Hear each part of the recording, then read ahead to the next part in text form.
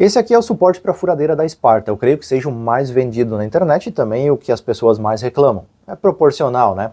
Em promoção você encontra ele por uns 100, cento e pouquinhos reais, ganha de brinde ainda uma morsa e um monte de folga entre as peças. O que eu vou te mostrar no vídeo de hoje é como se livrar dessas folgas e implementar algumas melhorias nele que vão transformar esse suporte aqui em algo preciso e útil para os seus projetos de marcenaria. Na verdade, tão preciso e tão eficiente quanto uma furadeira de bancada como essa.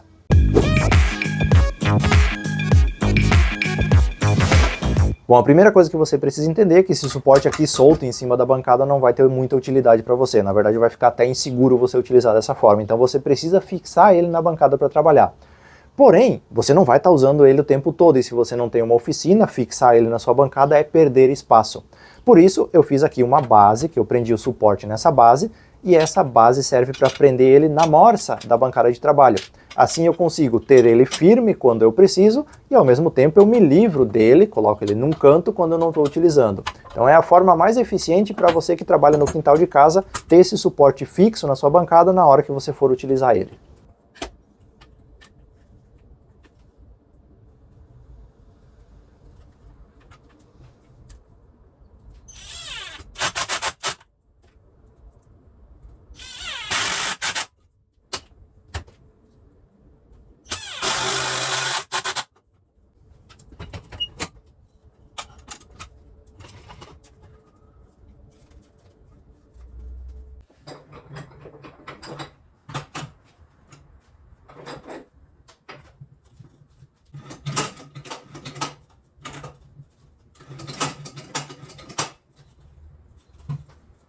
A segunda questão a ser resolvida são as folgas que o suporte tem, o que gera imprecisão nas furações.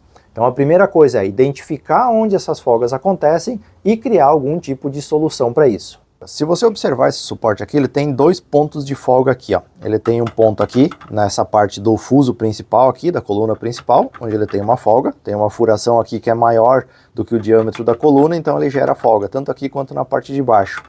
E ele tem uma folga lateral aqui também, ó, nessa parte aqui que é o limitador de profundidade de furação.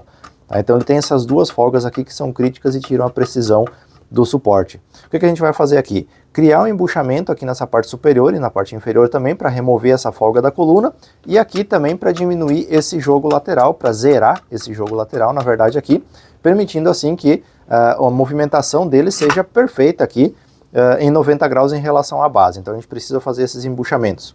Existem várias formas de você criar esse embuchamento aqui, pode ser com metal, pode ser com plástico, com nylon, com aquilo que você tiver à mão. A maneira mais prática e também que desempenhou melhor aqui nos meus testes foi a garrafa PET.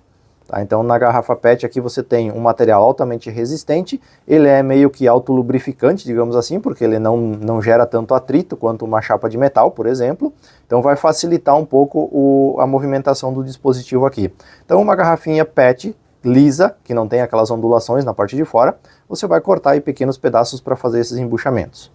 Aqui na parte superior a folga do meu suporte era maior, então eu precisei cortar aqui para dar mais ou menos 1,5 volta. Tá? Então eu cortei aqui uma espécie de anel, digamos assim, de PET, que dá mais ou menos 1,5 volta. Só que você tem que ir testando conforme você vai fazendo para ver se ele vai dar a movimentação aqui, não vai ficar travado todo o sistema. Então na parte de cima do meu aqui precisou de 1,5 volta e na parte de baixo só um pequeno calço de mais ou menos meia volta. Tá? Então eram diferentes os diâmetros das furações aqui na parte de cima e na parte de baixo do suporte. Já aqui, para diminuir, para zerar esse jogo lateral aqui, então um pedaço de PET dobrado no meio. Tá? PET dupla aqui, onde eu vou conseguir zerar esse jogo lateral. Agora eu vou fazer a instalação dessas buchas para você acompanhar então esse processo também. Soltar esse parafuso aqui para remover então toda essa parte aqui do dispositivo, ele sai para cima e agora fica mais fácil da gente trabalhar aqui e fazer o embuchamento que a gente precisa. Eu vou colar com cola instantânea mesmo, o embuchamento por dentro das peças aqui para prender, só que para ter uma aderência da cola instantânea nessa PET aqui eu preciso lixar, eu preciso criar uma porosidade. Somente de um dos lados, só da parte externa no caso, porque a parte interna então ela vai fazer o deslizamento ali com a coluna principal, não vai ser colada, então não precisa ser lixada também. Eu vou limpar essas peças com um pouco de thinner antes de fazer a colagem. Então aqui a peça que eu lixei para tirar esse pó do lixamento. E aqui por dentro, se tiver algum resquício de óleo, por exemplo, de lubrificação nessa peça aqui, também a cola não vai aderir. Então eu preciso fazer a limpeza disso aqui Eu estou usando o thinner aqui para conseguir remover todo tipo de resíduo que possa atrapalhar a colagem.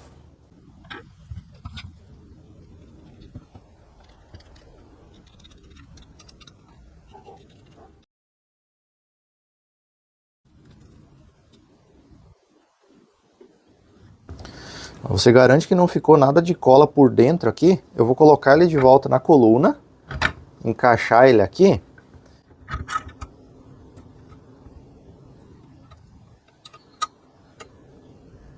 Com ele encaixado aqui na coluna de volta, eu garanto que ele vai ficar na posição correta, não vai secar essa cola torta, por exemplo, com essa bucha uma camada sobreposta, como no meu caso aqui deu uma volta e meia mais ou menos de bucha, então eu garanto que ele seque no lugar correto que eu preciso que ele fique para ele ficar com o movimento correto aqui. Agora eu vou aguardar uns minutos até essa cola secar para eu retirar e fazer o restante dos embuchamentos. Agora que a cola já secou, eu já removi ele da coluna principal, eu vou tirar essa folga aqui na lateral aqui, que é onde tem esse limitador da profundidade de furação aqui. Então aqui também a gente precisa botar um calço para fazer ele ficar na posição. Novamente aqui um pouco de lixa. Como é duplo, eu vou lixar aqui a parte interna dele para colar uma parte contra a outra, para ele não ficar como se fossem duas peças separadas. E também a parte que vai encostar no suporte. Então um pouquinho de lixa. Limpeza aqui com thinner de novo. Essa bucha vai ficar aqui na lateral dessa guia aqui, que serve como limitador de profundidade de furação. Aqui no meio eu não tenho como limpar essa parte aqui, mas eu não coloquei nenhum tipo de lubrificação aqui ainda, então eu acho que não vai ter problema. Qualquer coisa eu poderia largar um pouco de thinner aqui para remover oleosidades ou lubrificantes que tenham ficado aqui. Então eu vou ter que colar isso aqui na lateral. Primeiro eu vou colar aqui uma peça contra a outra e daí eu vou colar aqui na lateral desse suporte. Só uma gotinha de cola aqui no meio para não sair para as laterais. Aí. Ali ele vai fazer pressão uma contra a outra. E aqui também uma gotinha de cola para prender contra o suporte. Aqui já foi quase muita cola. E agora é só pressionar isso aqui. Não consegui encaixar direito ali, eu vou ter que colocar o suporte no lugar para fazer o encaixe dele.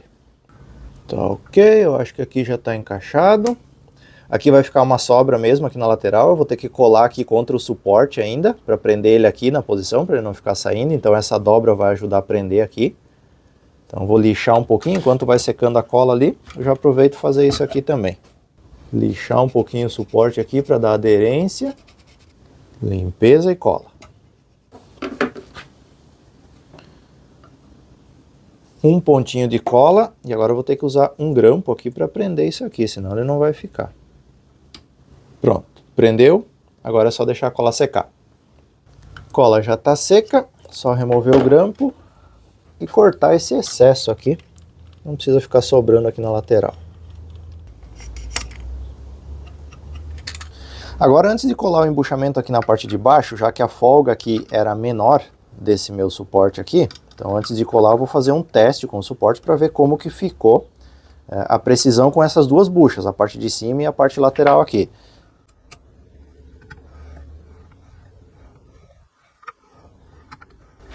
Ele ainda está jogando um pouco na direção da alavanca aqui, do lado direito.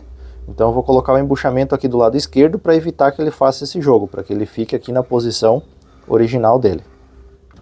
Limpeza com thinner, assim como eu fiz nas outras peças. Agora, como a peça é menor, eu vou colocar a cola aqui na peça de plástico e não lá no suporte.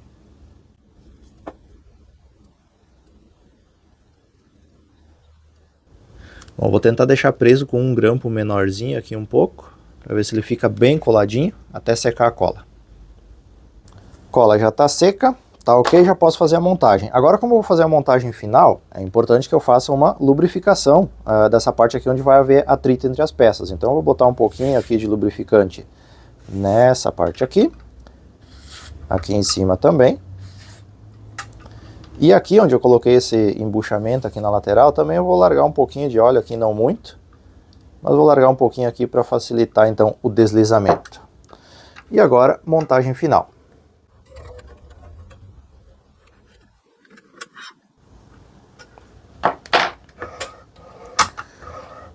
O movimento não está tão leve, tá? Por conta do embuchamento ser novo agora, não ter pego lubrificação em todo o caminho do fuso, então a gente precisa ir largando um pouquinho mais de lubrificante aqui no começo, para conseguir um movimento mais suave, né? Querendo ou não, a gente fez um embuchamento aqui que deixou tudo muito justo. Então o começo agora vai ficar um pouquinho mais firme, mas a parte boa é que não tem mais folga, pelo menos. Agora eu vou limpar um pouquinho esse excesso de óleo aqui, e daí a gente pode fazer um teste já furando uma peça e vendo como que ficou o resultado. Eu vou deixar a furadeira meio de lado aqui, tá? Porque desse lado aqui ela não vai me atrapalhar. Aqui eu tenho a alavanca, então, de ação. Aqui desse lado não vai atrapalhar e não vai ficar virado para mim aqui o fio da furadeira também. Então eu consigo apertar ela aqui, prender ela no lugar e tá pronto para começar a utilizar. Uma coisa que você precisa entender é que toda furadeira tem folga no mandril. Tá? Então, às vezes a furação não vai ficar perfeita, mas nem é culpa do suporte. Tá? Às vezes é culpa da própria furadeira, que com a folga no mandril aqui, não vai deixar o ângulo perfeito em 90 graus em relação à base que você está fazendo a furação. Tá? Então, você tem que saber desse tipo de limitação e de detalhe das ferramentas que você usa também.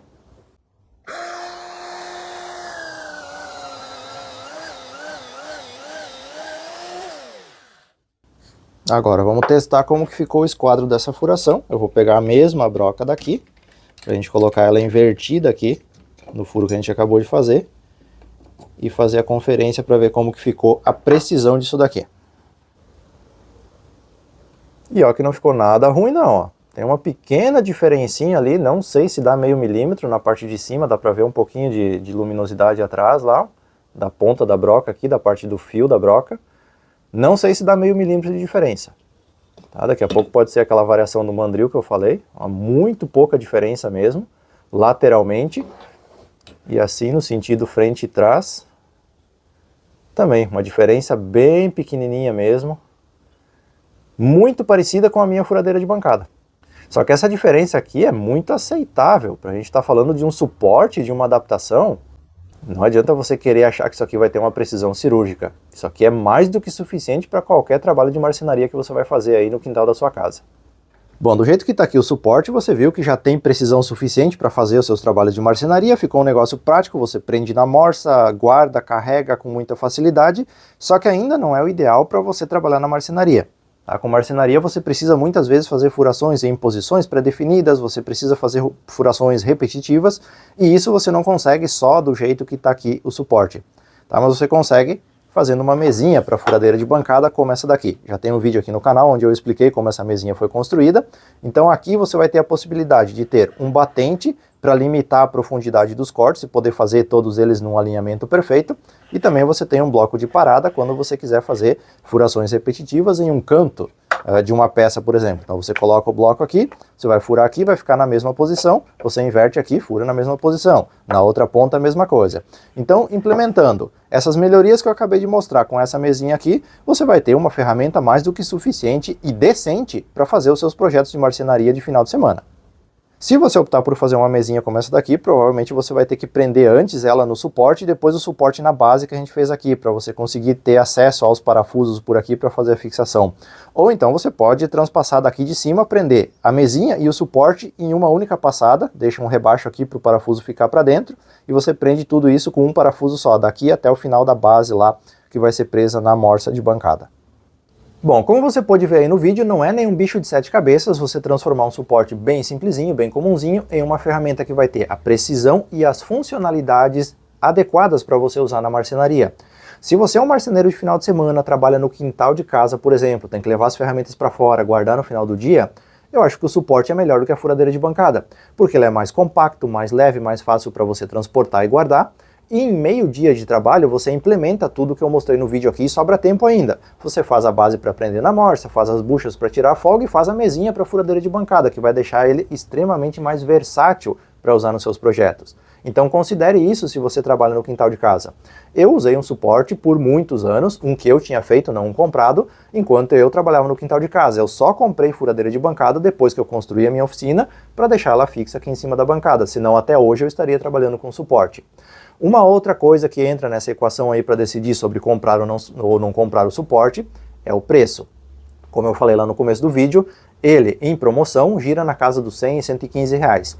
Eu não pagaria mais do que 120, 125 reais, eu acho que está bem pago pela qualidade geral do produto, levando em conta o que você tem que trabalhar nele para ele se tornar uma ferramenta realmente útil. Então, até 120 reais eu acho que está bem pago. Mais do que isso, daí você decide, quer pagar 200 por ele? Bom, o dinheiro é seu, você decide como você quer empregar ele e qual ferramenta você quer comprar. Algumas coisas têm que ser levadas em conta aqui, que vão ser positivas no suporte, ou na furadeira de bancada, ou o inverso, podem ser negativas aqui, negativas lá também. Então, os dois têm pontos positivos e negativos. As duas principais vantagens do suporte em relação à furadeira de bancada, essa simples, por exemplo, é que o curso de furação do suporte aqui é de 7,5 cm, tá? Então você tem 7,5 cm de capacidade de furação, na furadeira de bancada são só 5. E aqui a regulagem de parada, para você fazer furos repetitivos com uma profundidade limitada, por exemplo, ela é muito mais simples. Você solta aqui esses dois parafusos, regula o eixo e você já começa a fazer a furação com um bloco de parada. Na furadeira é chato pra caramba, é duas porcas ali numa barra roscada, você tem que ficar girando até ir no ponto que você quer, para daí fazer o bloco de parada, digamos assim, da furadeira. Então essas duas coisas aqui são bem mais interessantes no suporte do que na furadeira. Porém, aqui eu tenho que anexar uma furadeira que pode ter folga no mandril, o que vai tirar a precisão, não tenho interruptor de liga e desliga, então eu tenho que adaptar isso com uma tomada com tecla, com um disjuntor, interruptor, alguma coisa assim, para facilitar a operação aqui no suporte, já que ele é uma adaptação e não uma ferramenta dedicada. Além do que as furadeiras manuais são muito mais barulhentas do que uma furadeira de bancada.